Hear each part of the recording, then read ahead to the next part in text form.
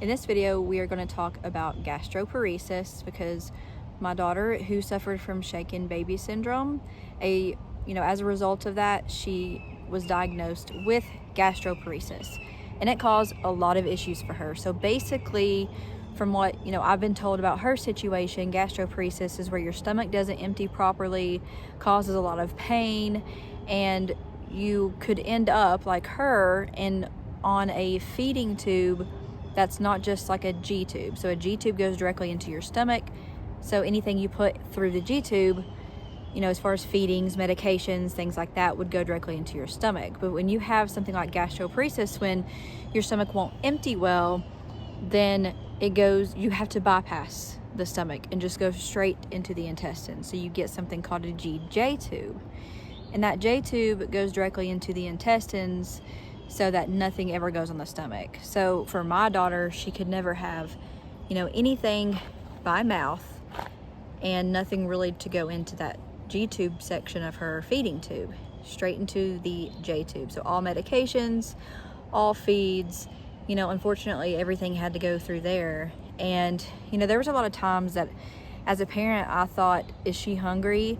Does her stomach still feel like I'm hungry? I'm not fulfilled, like I'm not feeling filled up. I, have hunger pains. And her being a baby and then a child who couldn't really, function, didn't have much brain function, I sometimes wondered, she couldn't tell me if she was hungry, but I wondered, is she, starving? Is she basically just suffering from this? So some things that gastroparesis also caused her to have was she had a big infection in her intestines due to the most likely from just having something directly into your intestines all the time, where bacteria can get in there. And what happened with her situation was her stomach just started to swell up really bad, and she was having just a lot of vomiting and stuff. And when you have a feeding tube that goes directly into your J tube, you usually don't have vomiting and things like that. So for her, this little story that I'm telling now, she got this major intestinal infection.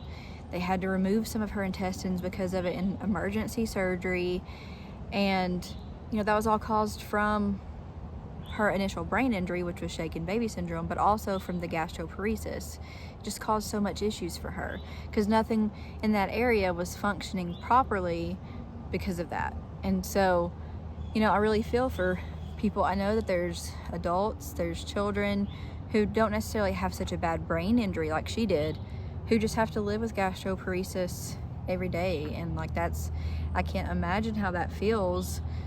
I can imagine being a parent of someone who has it, and I know how hard that is, but just imagine not being able to eat what you want, things like that. I really feel for you if that's you and you're experiencing that. And I do have friends, or I have a friend who I know suffers from that. But for my daughter and what it caused, it almost took her life basically because of that infection. And so she had the emergency surgery. She did survive, and we stayed 90 days in the hospital, and all because of that one, diagnosis of gastroparesis. And so she had to go in every 4 months to have surgery, to have that feeding tube replaced, because it wasn't something that could just be taken in and out by us. Like, if you're a medical parent or have medical experience, a J tube can just be removed and put back in. But something like a J tube can't be. You have to go in under anesthesia, and things happen with the tube all the time. Like, it gets very irritated on the inside of the stomach. So the stomach will be irritated, and it causes a lot of pain for the patient, whoever has the J tube, on the inside of the stomach as well. And then you're living with a hole in your stomach. And so we had to get it changed every 4 months or less. Sometimes it would just go bad and we'd have to change it. And now it would also cause problems in the sense of sometimes they'd go in and change it, and they would come back and say, hey, she's not waking up from anesthesia like we want her to. You have to stay in the hospital. Yeah. And so what to us, even though it's kind of a procedure, for a lot of people. For us, we went every 4 months. It became routine. But then sometimes it turned into not routine. We had to stay in the hospital. So Yeah. it could be a big deal like that as well. Yeah, so it affects just so much more than we might realize. You're like, oh, you're diagnosed with gastroparesis. And, no big deal. Like, some people may think that if you don't know too much about it. But it's not just that one thing. Like, it can affect a lot of other things. Your daily life, your, just your mood, just everything it can affect. And but also think about, like, Sierra has a friend who has gastroparesis and is it a GJ tube? Yeah.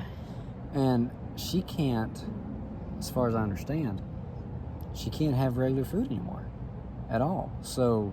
And it causes other things. So it's like a trickle effect.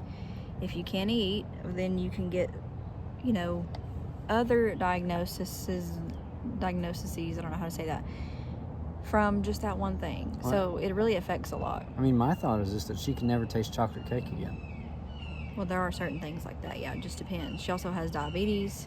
Right. There's lots of things that goes into that. But so with my daughter, it just affected her daily life by she couldn't have anything by mouth. And that was upsetting as a parent because I wanted her to be able to just drink water. Yeah. Like, you could tell that her mouth would get dry, and you could put little things in her mouth, but if much of anything went into her stomach, it would just come right back. And that was because of the connection between the brain and the GI system they weren't connecting, they weren't communicating in the way that they were supposed to because of the gastroparesis, or that's what caused, gastroparesis, because the brain wasn't. But hers came from shaken baby syndrome. So if she had never had shaken baby syndrome, she most likely never would have had gastroparesis. And so I know that a lot of people can be diagnosed with gastroparesis because of some other diagnosis. And for our situation, that was what happened. And my daughter went from being a normal-sized baby to being very overweight because, for one, she couldn't exercise. Of course, she had a brain injury and she couldn't do any exercise. But also the gastroparesis, when she had that infection, she had to be put on TPN. And a lot of people who get gastroparesis end up at some point having to use TPN to stay alive, which is like an alternative to, like a formula for a feeding tube. So it goes directly into your vein to keep you alive instead of going into your intestines or anything like a formula would. And so TPN causes a lot of issues on its own too, and you can't survive forever off of TPN. So for her, it just basically blew her up like a balloon and caused a lot of other issues because now she was way overweight, which caused to be uncomfortable. Tried her doctors to also, they had to take her formula and cut it in like half. Yeah. And then they cut it in half again because of her being overweight. Yeah. So the point is, we're just, sharing our experience with gastroparesis in case there's someone else out there who's experiencing things, and also just to make that, the more we speak about things, the more people know that that's something to be aware of, because I had no idea what that was before shaken baby syndrome. And so it caused us a lot of issues, caused her a lot of pain. And, hopefully by sharing this video, maybe you got something out of this video, maybe you can relate to it, and we will see you on the next video.